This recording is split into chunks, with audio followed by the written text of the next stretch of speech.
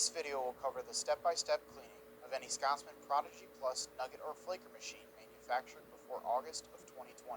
To begin the process, press and release the red off button. On the back of the door, a scannable QR code will easily access warranty info, manuals, and other helpful information specific to this unit. Next, remove the front panel by removing the two screws in the bottom corners.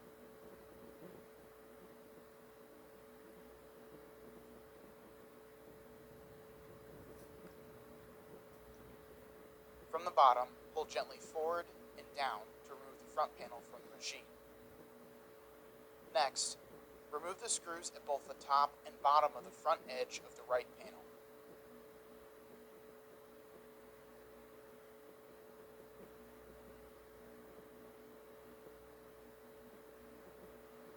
To fully remove the right panel, push the top panel up and pull the right panel forward.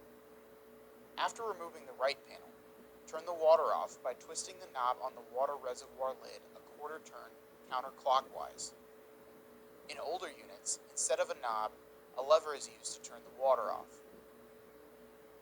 Next, remove the water reservoir lid by releasing the tab in the front and then pulling up and forward.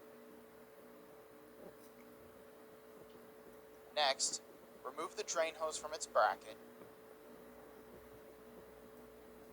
Take out the red plug and drain all the water from the reservoir and freezer into a bucket.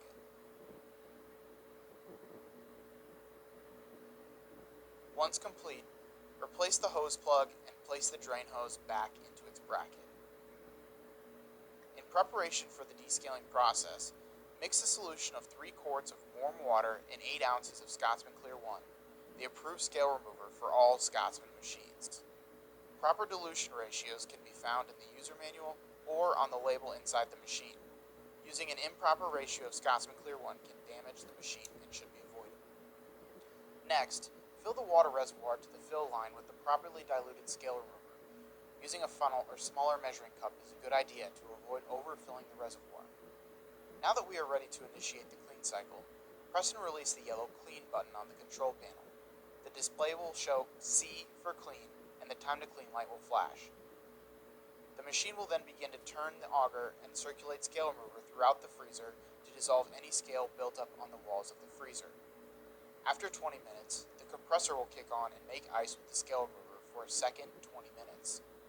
At this point, stay next to the machine and top off the reservoir as needed.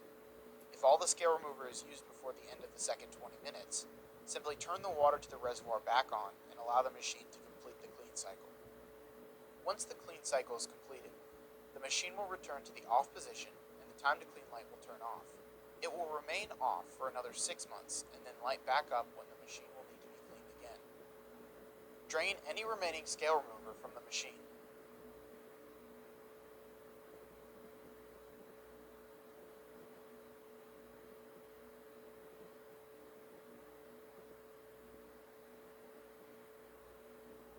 Melt or discard any ice made during the cleaning cycle.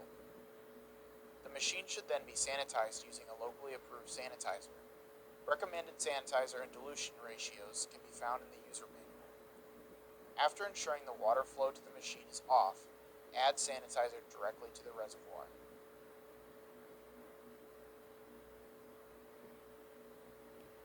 Turn the machine on by pressing and releasing the green button on the controller.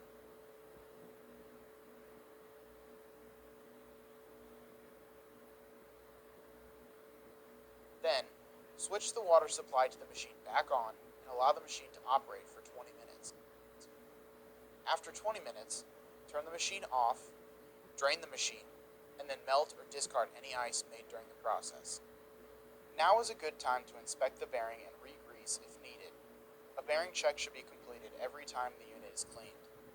Start the process by pushing the bail clamp back and removing the chute cover. Next, unscrew and remove the ice sweep.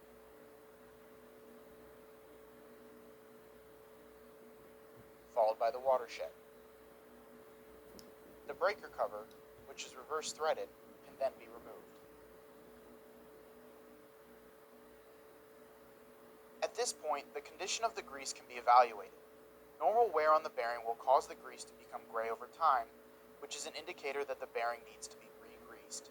If the grease is extremely dark, watery, rusty, or has any visible metal flakes, the bearing should be replaced. Scotsman sells both the appropriate grease needle and grease for this job. The Scotsman grease changed in 2020 from white to a caramel color. Once it's been identified that the bearing needs to be re-greased, first start by removing all the old grease sitting on top of the bearing. Next, the old grease sitting between the rollers of the bearing needs to be removed. Using a grease gun with Scotsman grease and a Scotsman grease needle, gently insert the grease needle between two rollers as shown in this photo, being careful not to puncture the lip seal beneath the bearing. As the fresh grease is applied, it will replace the old grease by pushing it up and out on top of the bearing. Insert fresh grease in between each roller until all the old grease has been replaced and fresh grease can be seen coming out. Continue this process around the entire bearing. Now that the new grease has pushed all the old grease up and out, remove and discard all excess grease sitting on top of the bearing rollers. Next, place a generous amount of fresh grease on top of the bearing rollers.